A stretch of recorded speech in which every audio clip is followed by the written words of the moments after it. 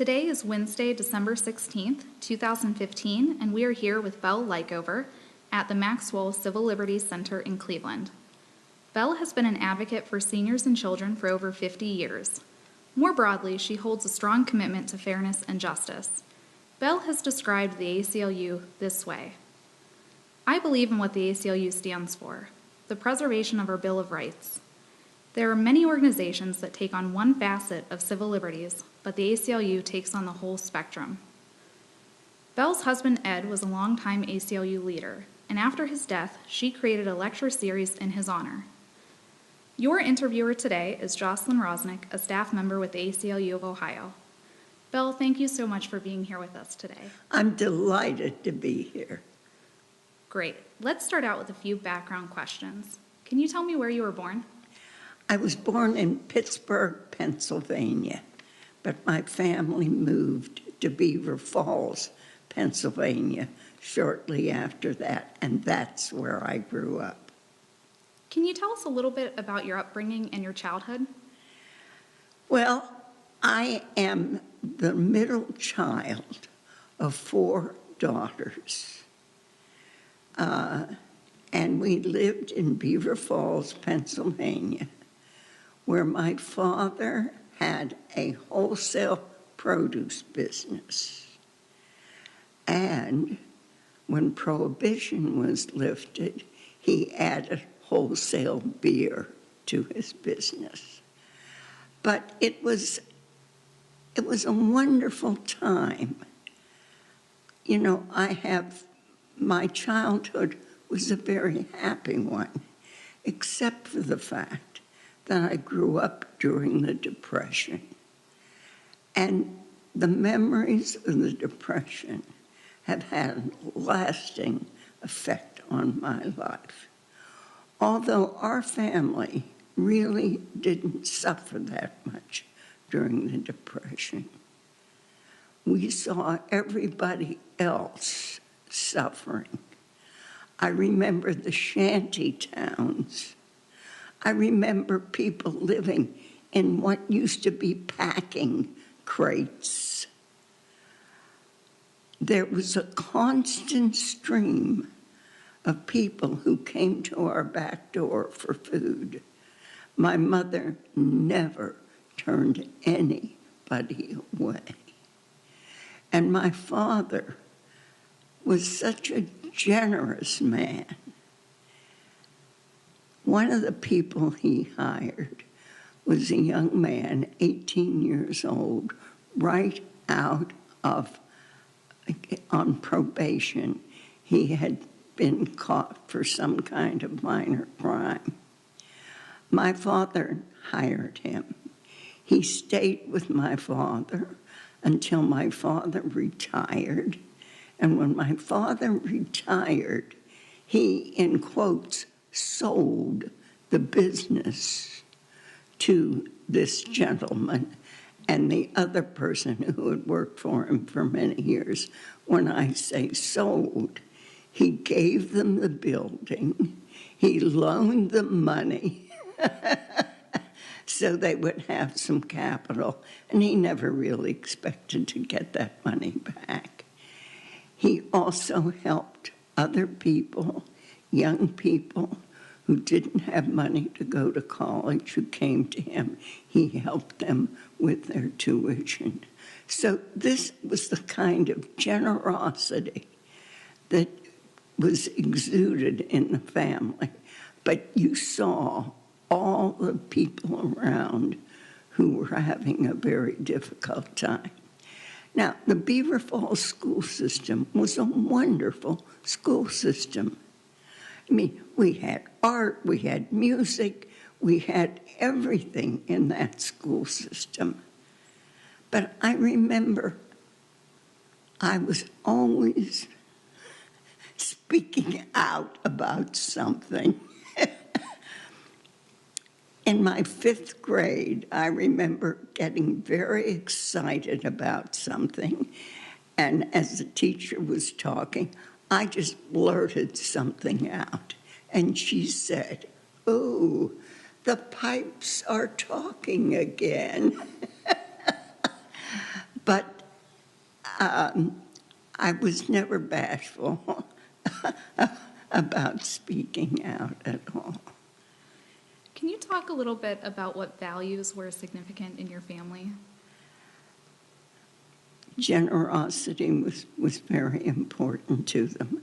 My father was very left in his political ideas, and we had lots of discussions around issues around the dinner table. My mother was very much into the arts. She made sure that all of her 5 daughters had music lessons, had ballet lessons. And when we were in high school, she would take us out of school on a Wednesday, and we would take the train into Pittsburgh to go to see a matinee at the theater. So it was, all these things were very important. Being Jewish was also very important. And although my father was a confirmed atheist, his ties to the Jewish community were very important. And he instilled in all of us the importance of the continuity of the Jewish people. And that kind of value has permeated my life as well. You've mentioned that your high school debate coach was very influential for you. Can you talk a little bit about how he impacted your life? When I was a sophomore in high school, I tried out for the varsity debate team. There were no women on the team, all men. I got up and I declaimed, and the coach said to me, "I think I'm going to take a chance on you." He said, "But you have to know that when I'm done with you, you will not think the same, you will not talk the same." And he put me on the team. The plan was that at the beginning of the year, and all high schools in the country debated the same questions. And for the first 3 months, all we did was read the subject so that we knew it inside and out.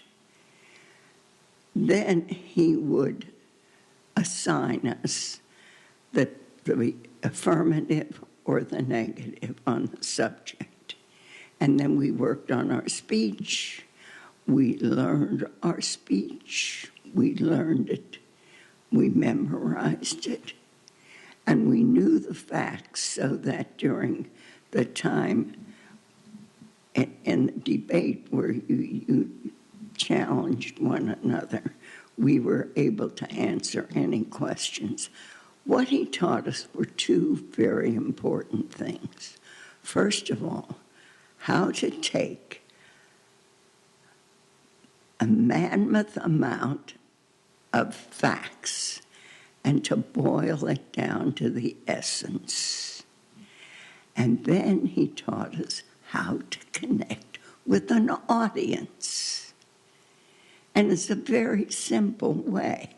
First of all, you must know your subject well enough that you never, ever read notes. It's all up here. And when you deliver your talk, you put a slight emphasis on every important word with a very slight pause afterwards. And that slight pause allows the information then to connect into the minds of your audience.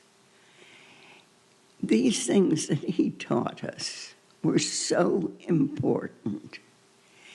Every position of leadership that I have had in my life, I owe to that debate coach. college. He ended up being superintendent of schools.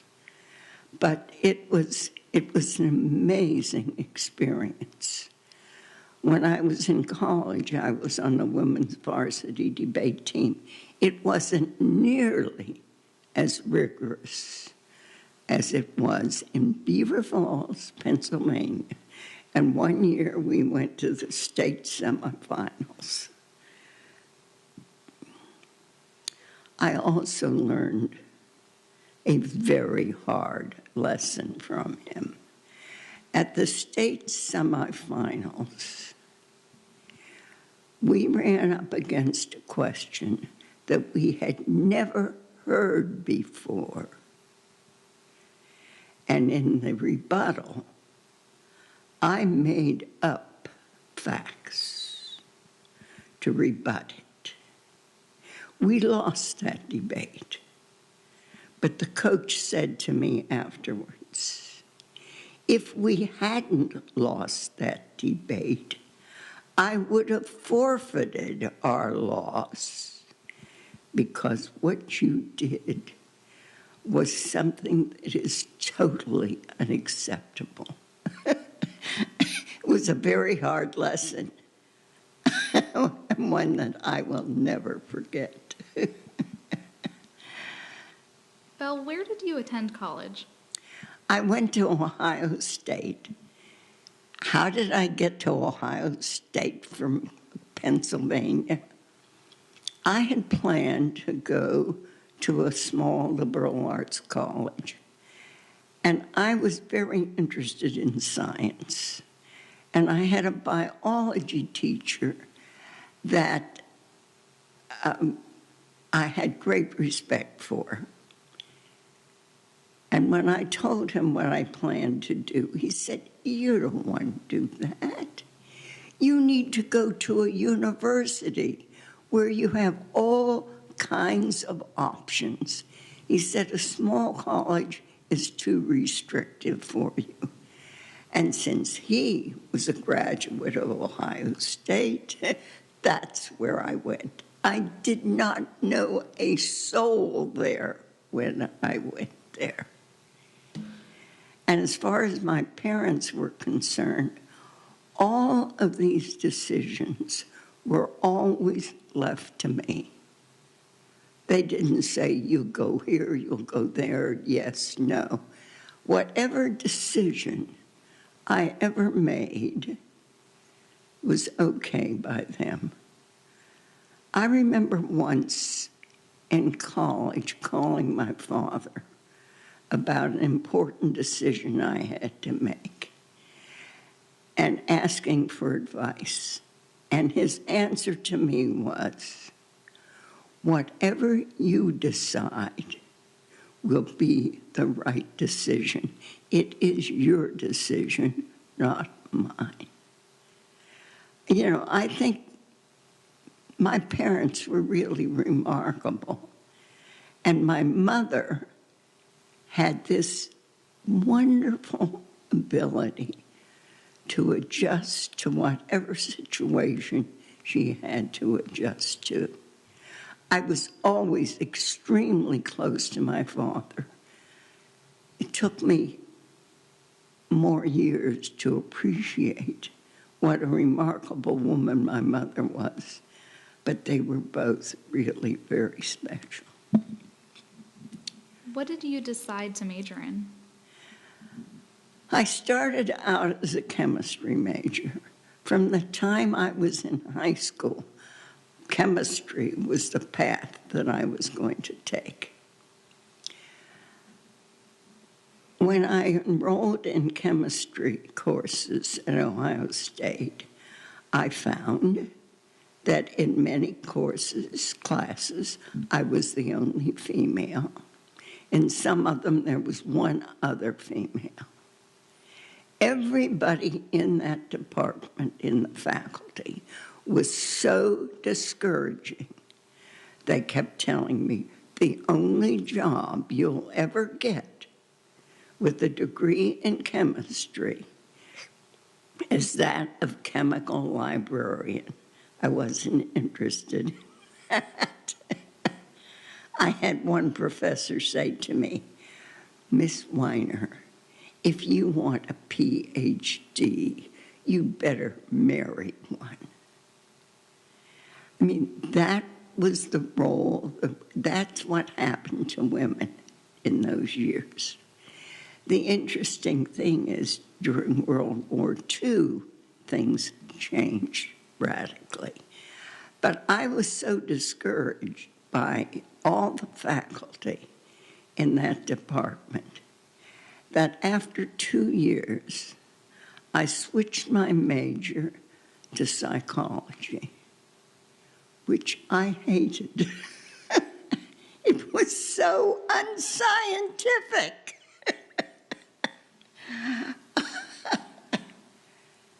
But I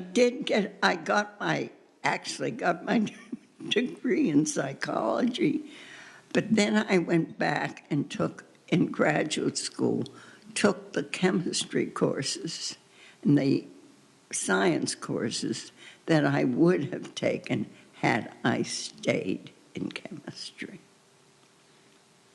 Did you have any sort of outlet when you were an undergraduate? Did you participate in any activist organizations? Oh, yes. I guess I have always been an activist. I was active in the American Student Union.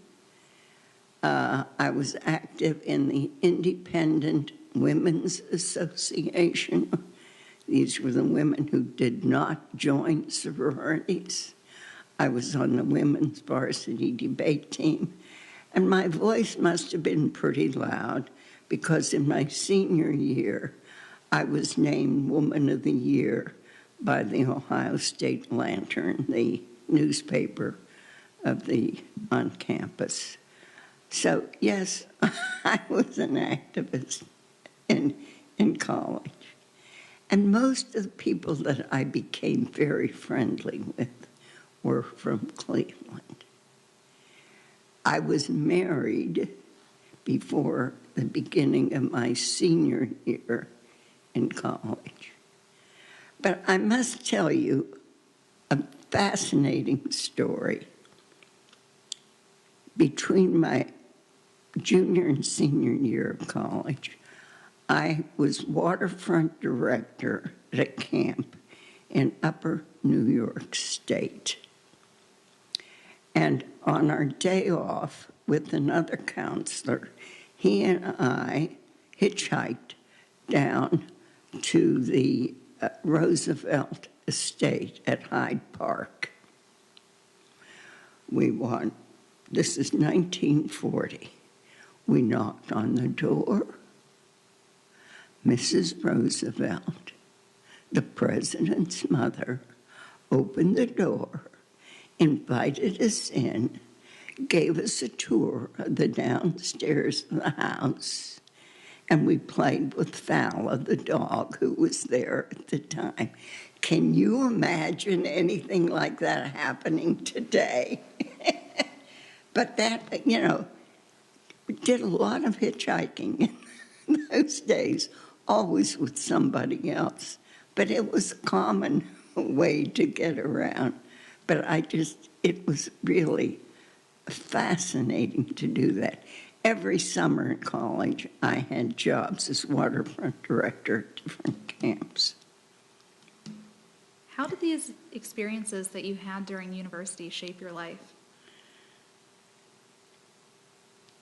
Well, all of my lifelong friends I made at Ohio State. I got married just before my senior year from somebody from Cleveland. My first husband was killed in World War II on the Isle of Leyte in the Philippines. We had a child, and I moved to Cleveland then afterwards. Actually, I moved to Cleveland before I knew he had been killed. And then my second husband was a very close friend of both my first husband and myself. And someone I had known all the years that I was at Ohio State. And all of my friends were from college. So it really made a tremendous difference in my life. Your second husband, Ed Likover, was also an activist and a strong defender of the First Amendment. Can you tell us a little bit about what drew you to Ed? Well, I had known Ed for so many years. He was a close friend of my first husband. We thought the same politically. We were both on the left end.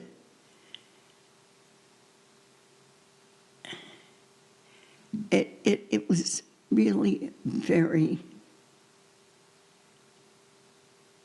When my first husband was killed, and after the war, and I was living in Cleveland then, at the Cedar Housing Project, down on Cedar, just below 30th.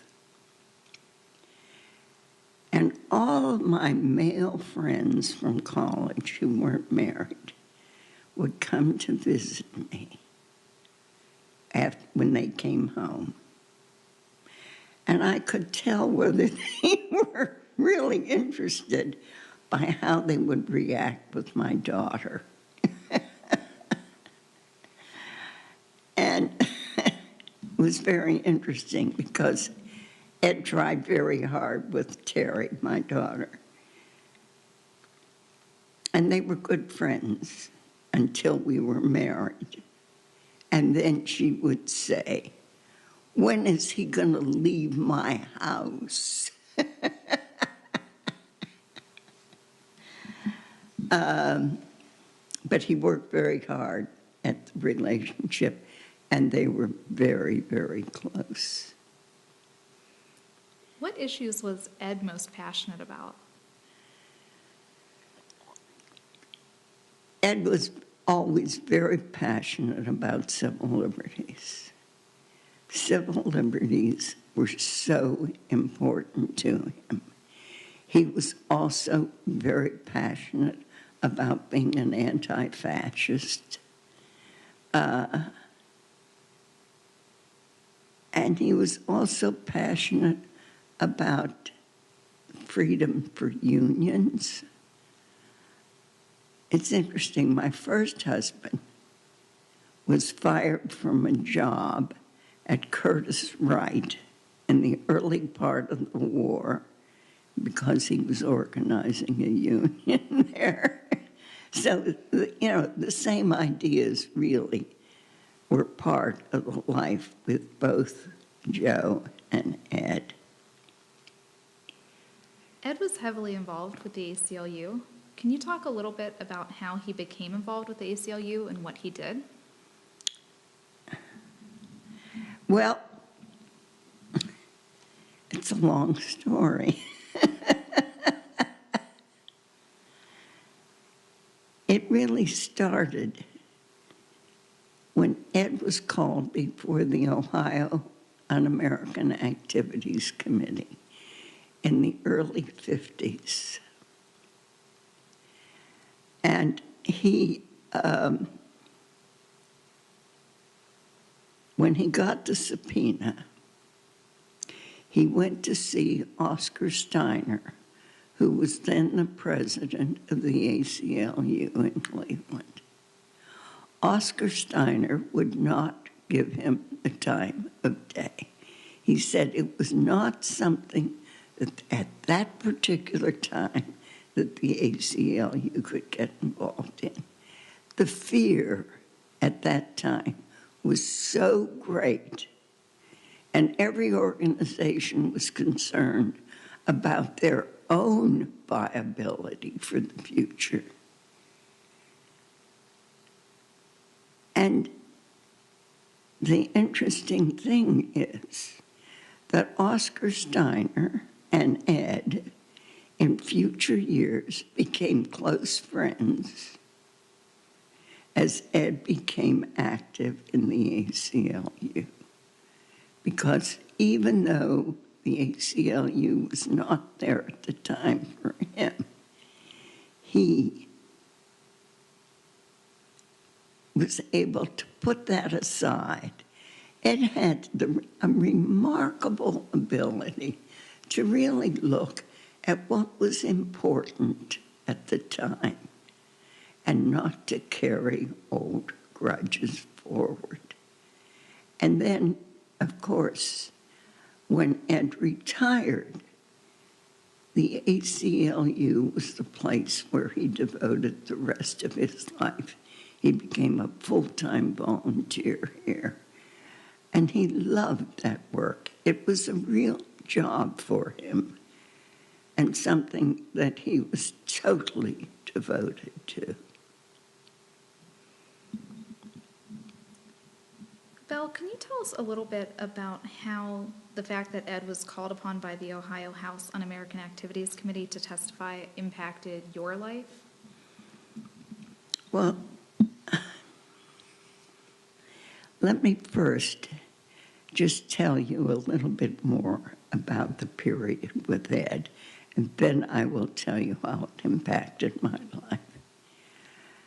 But when Ed was called before the committee, everybody expected he would take the Fifth Amendment. That's what everybody did to protect themselves. But Ed felt so strongly about the First Amendment that he made the decision that he was going to take the First Amendment, knowing full well that that put him at risk for going to jail. But he did it anyway, and we both had long discussions about the possibility that this might mean jail. He turned over all of our assets to me at the time to make sure that I would be protected. He hired a lawyer. He was never indicted. His lawyer said, well, maybe they just didn't have the stomach for it. Years later, we found out the true story. Ed's mother, both of his parents were immigrants from Hungary. His father had been the president of the Cleveland Hungarian Society. His mother was widowed by then. She went to see all of the judges that she could find, and they had nothing to do with her until she went to see a Hungarian judge. And the Hungarian judge said to her after she cried that her son was going to go to jail, he said to her, go home. Don't tell anybody you spoke to me. Your son will not go to jail. Now, this story I found out many years later, just before Ed's niece, who had ALS, just before she died, she told me the story. I said, Gail, how did you find out? And she said, Grandma told me. I said, why didn't you tell your uncle? She said, I promised Grandma I wouldn't tell anybody. She said, but since I know that I don't have too much longer to live, somebody else has to know. And so she told me the story. But that's why he did not go to jail. Now, you asked me how it impacted me. Another story. that I didn't find out until years later. In 1960, I was approached by the Jewish Community Center and asked, they were just going to be moving into the building on Mayfield Road, a new building. They asked if I would be director of their arts and crafts program for seniors. And I laughed at them.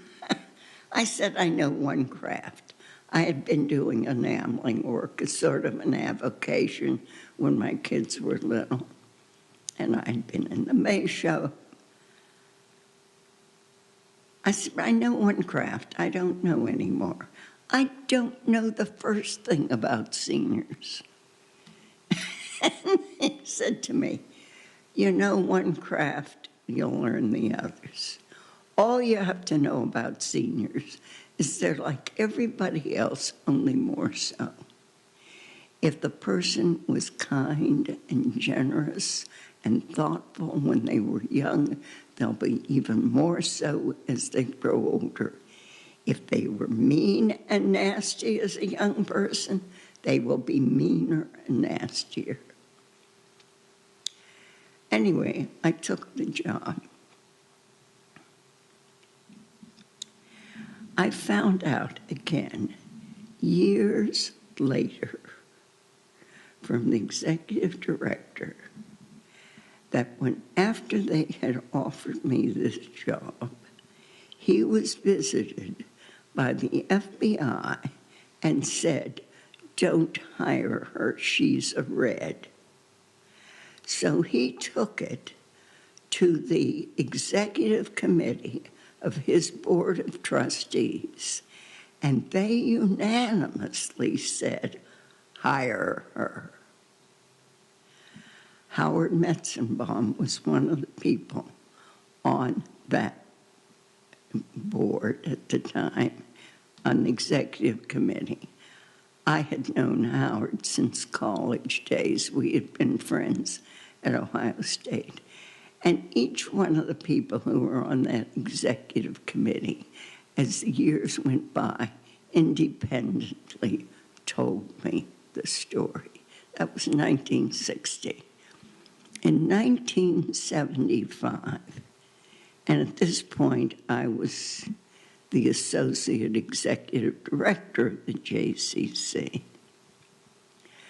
I was asked by the city of Cleveland Heights if I would serve on their Civil Service Commission.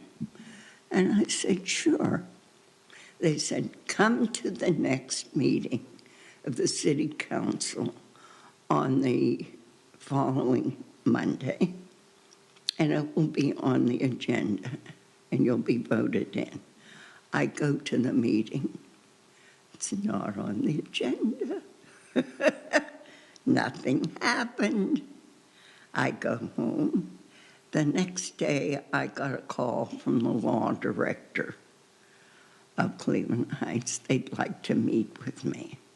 So I go to the meeting with the law director and the city manager, and they tell me that, and Cleveland Heights was a very progressive community, but there was one staunch Republican on their city council. And she had told them, if you put Belle Likover on the Civil Service Commission, in the next election, I will use as one of my talking points that you Democrats hired a red. So the law director and the city manager said to me, it's your call. The votes are there for you. It's up to you. If you want it, we will go ahead with it. I thought for a minute, I said, forget it. You know, so I don't serve on the Civil Service Commission. I don't want to go through this again. Just forget it. one of my more liberal friends never forgave me for not carrying the fight. But I felt it's enough of that. I don't need that anymore in my life. But that's as late as 1975. So that's how it affected my life. You and Ed certainly experienced so much during that time. Yeah. And I'm wondering what the experiences left you with, if they formed the way you thought about the government and your rights. Well, it reinforced the fact that civil liberties are the basis for everything in this country. If you don't have the right of free expression, if you don't have a free press, if you don't have the right to organize, if you don't have the right to be protected against illegal search and seizure, you're not going to be able to have any other rights. Those are the fundamental things that define what the United States is. And it doesn't matter what issue you're working for. If you don't have your civil rights, you're not going to be able to succeed in those issues. That's well said. After Ed's death, the annual Likover Lecture was created in his honor. Can you tell us why you thought that was the best way to memorialize Ed? I don't know if I thought about it being the best way, but I thought it was certainly a way. The ACLU was so important in his life. You know, up until practically 2 weeks before he died, he was still, when he would go to the hospital, he would work from this hospital bed on ACLU issues. And I just felt it had been so important in his life. He had devoted so much of his time. And I wanted to find a way to support the ACLU, and certainly in Ed's name. And the thing that makes me very happy is that my kids, my 4 children, have decided that after I'm gone, they will continue to fund the Ed Likover Memorial Lecture. And I think it's wonderful. None of them live in Cleveland, but they all come back for the Ed Likover Memorial Lecture every year, and that they've made that commitment. And it isn't something that I ask them to do. They are carrying on in the family tradition. Belle, can you talk a little bit about Ed's college experience? Well, you know, Ed started college in the depth of the Depression. He stayed out of college for a year out of high school in order to save enough money to get to college. He went to Ohio State, and he enrolled in the ROTC. He was the only one of my liberal friends who was in the ROTC. I think that he got some monetary response being a member of the ROTC. But then it meant during World War II, when he went into the Army, he went in as an officer. He went in as an officer in the artillery, but because of some crazy screw-up, when his artillery unit was sent overseas, he was assigned to the military police. So he was in the military police for most of the war. He served in England. He was in France for a very short period of time, but most of the time he spent in North Africa, in Oran, and he learned French there with a French accent, rather with an Arabic accent. Some 20 years later, we're sitting on a plane next to a French woman. He hadn't used French for 20 years.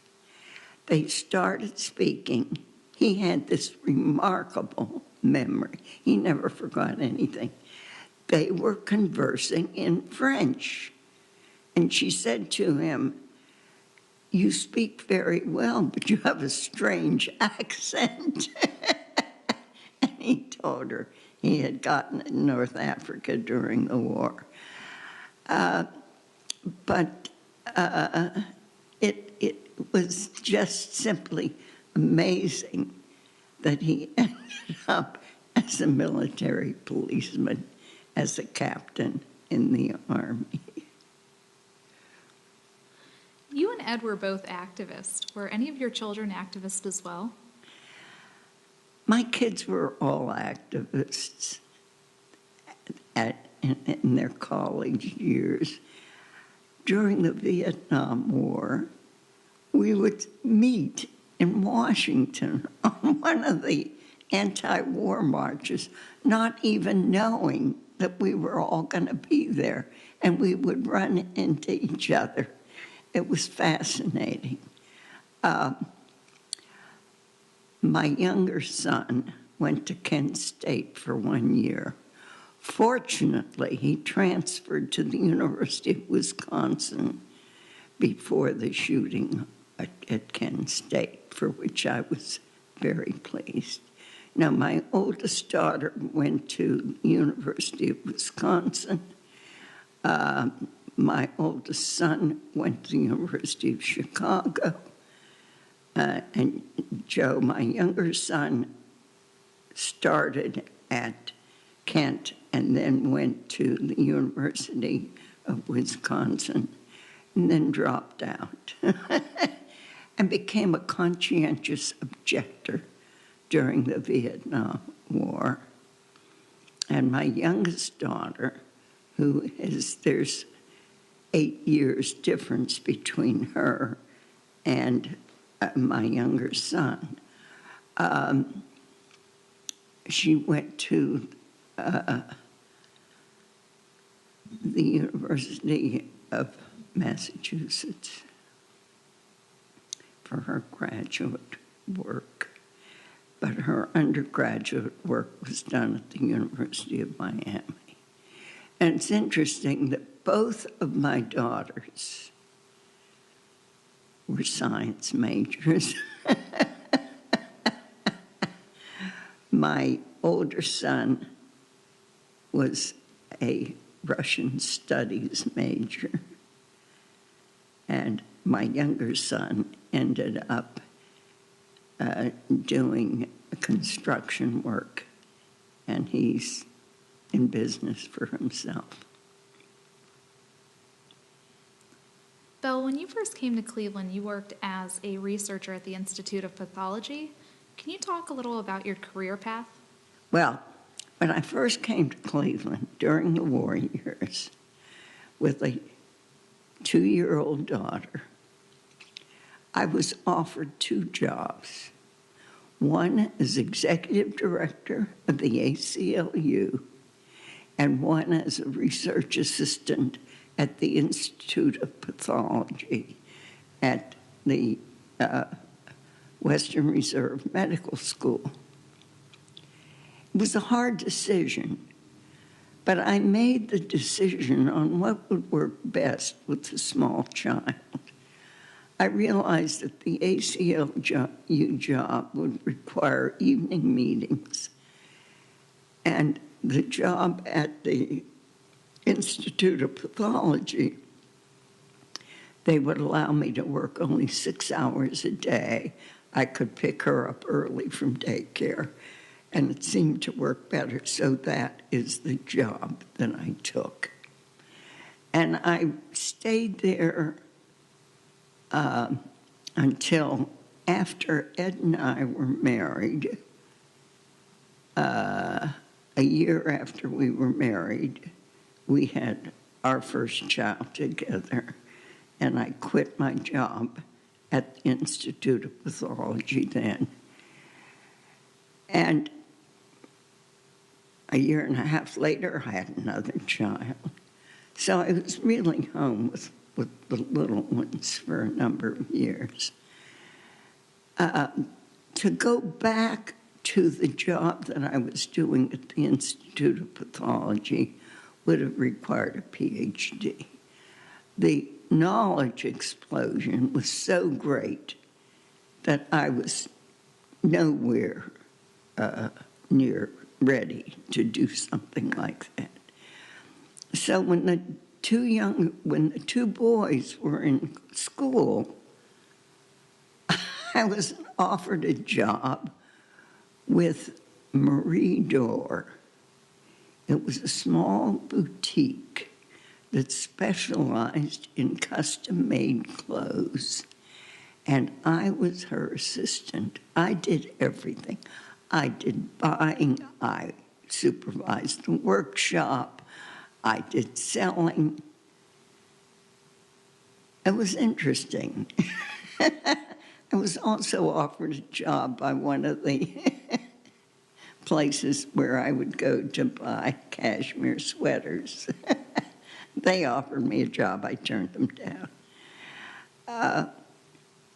At that time, I realized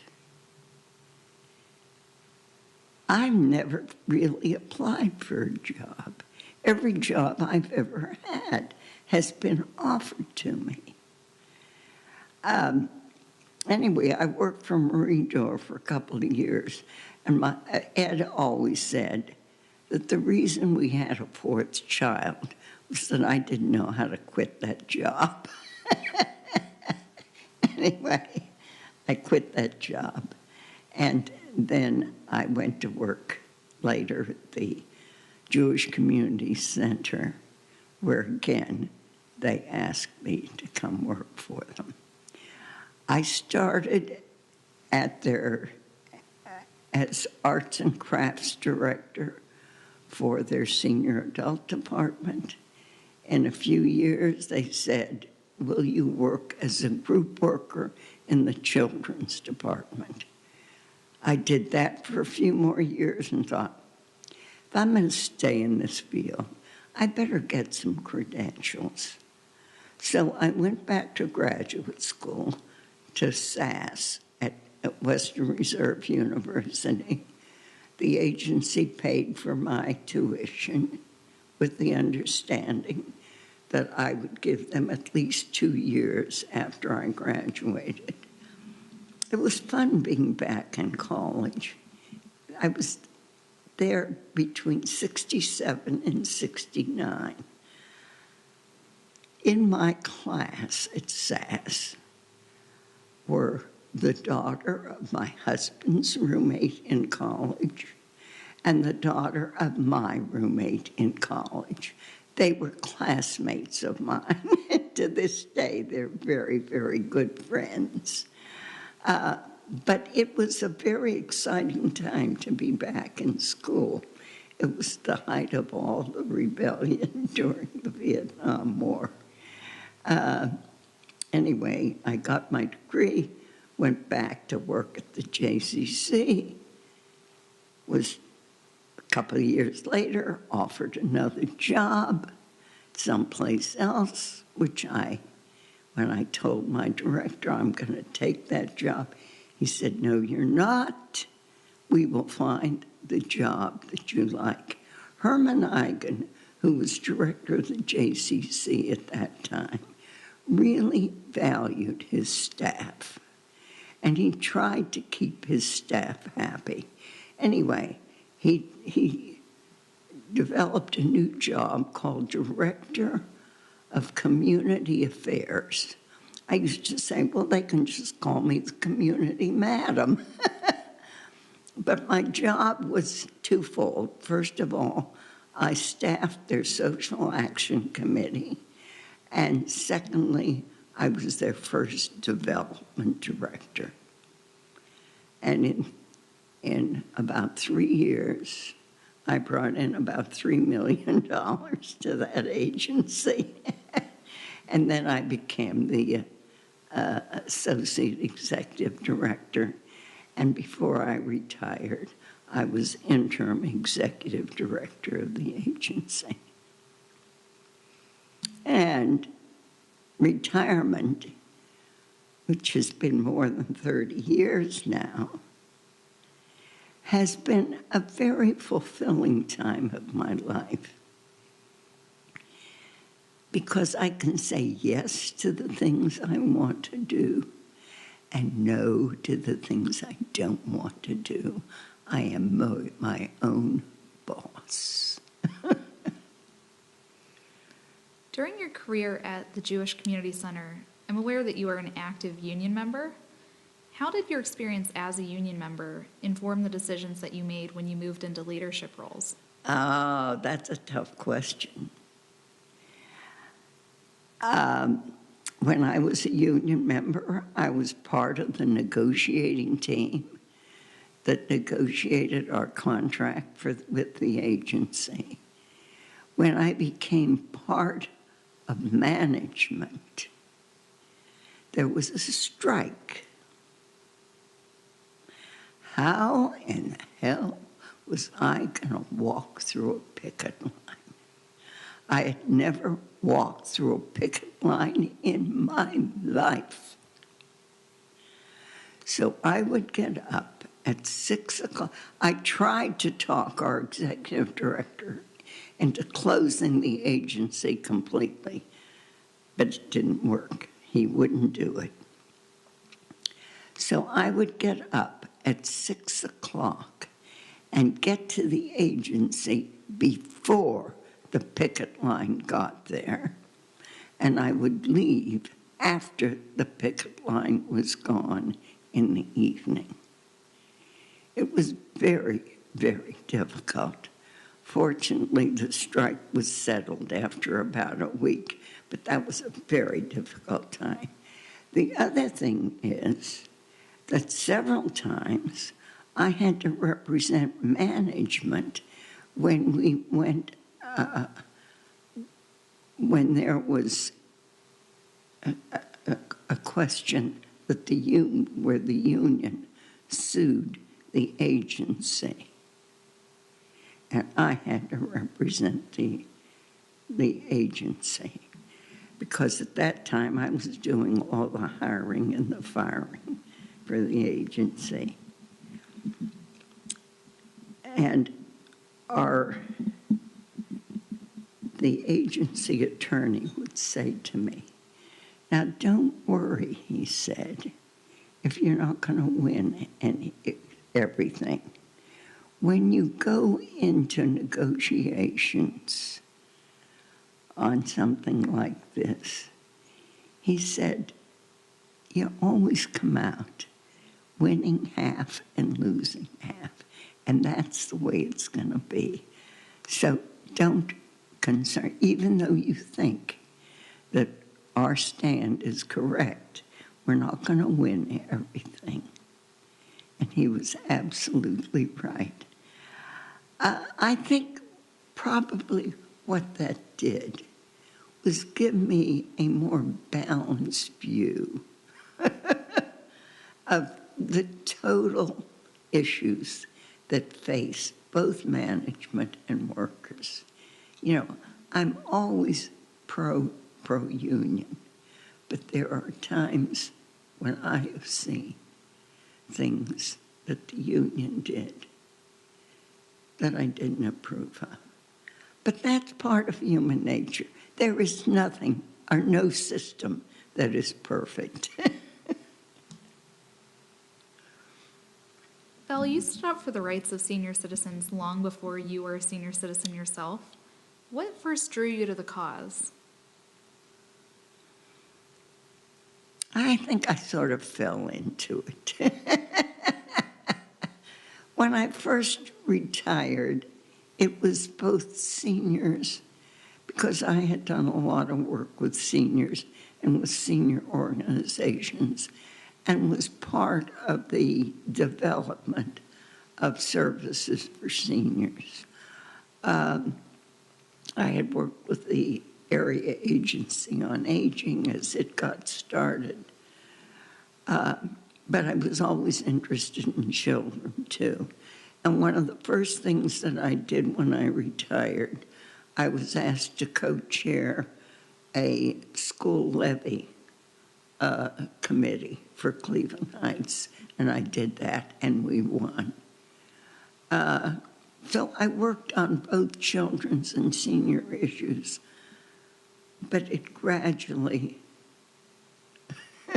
evolved into just senior issues. From your experience, what do you think are the greatest challenges presented to senior citizens today?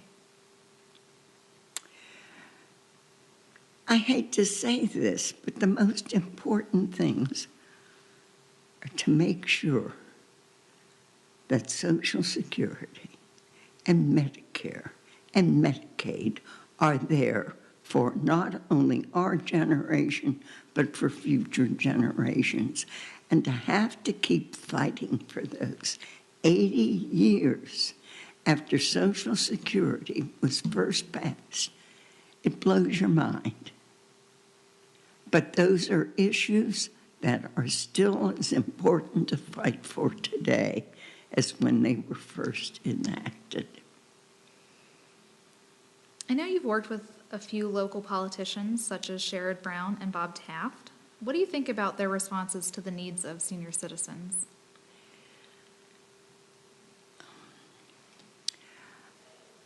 Well, let me talk first about Bob Taft. Because when Bob Taft was governor of this state, he at least recognized the needs of seniors.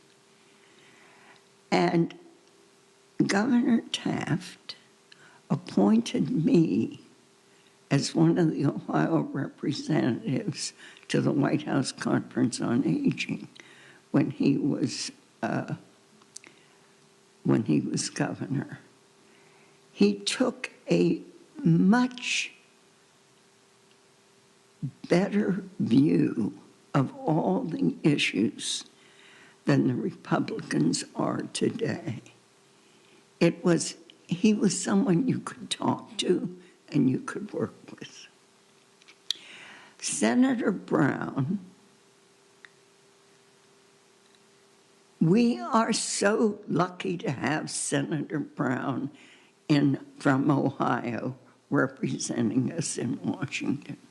I don't care what issue it is, whether it's senior issues, whether it's a civil liberties issue, whether it's an economic issue. He is there. He knows it in detail. He is fighting for it every single day. He is one of the best people we have in Washington today. He is totally incorruptible. I adore him. Belle, you've lived a very long and fulfilled life, and you've also worked primarily with senior citizens. I was wondering what, in your opinion, is most crucial to physical and mental health as one gets older? Well, for physical health,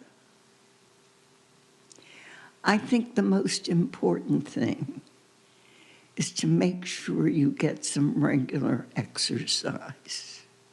I can tell you on days when I get up and I feel so tired, and I know the easiest thing to do would be just to rest all day. But that is the worst thing for me to do. But to get up and do some exercise, and I do water exercise on a regular basis. And when I can't get to the pool, I do exercise with weights at home. Exercise is extremely important. Diet is very important. Since I have congestive heart failure and salt, a restriction of salt is very, very important. I cook everything from scratch with no salt in it. So that's extremely important. But the third thing, and probably the most important, is to make sure that you're involved in something that you feel passionate about, because it gives meaning to your life outside yourself. And it takes your mind off of whatever your physical problems are and gives a bigger scope to your life. I'm also very fortunate that I live in an apartment building that's a real community, where the people do things together, we play games together, we go to art functions together, and most of all, we look out for one another. And that is a real gift. Ed and I moved to this apartment building 2 years before he died. It was the smartest decision we ever made. Belle, how does the ACLU fit in with the advocacy work that you've been doing lately? The ACLU is crucial for any kind of public policy work that anybody is involved in. Because as I have said, if you don't have freedom of speech, if you don't have freedom of assembly, if you don't have freedom from unreasonable search and seizure, if you don't have a free press, you're not going to be able to accomplish anything on any public policy issue. You are hampered. Civil liberties is something we all have to protect, no matter what other issues that we are involved with. The civil liberties has to come first. Belle, thank you so much for sharing your experiences with us. It's been a pleasure. Thank you.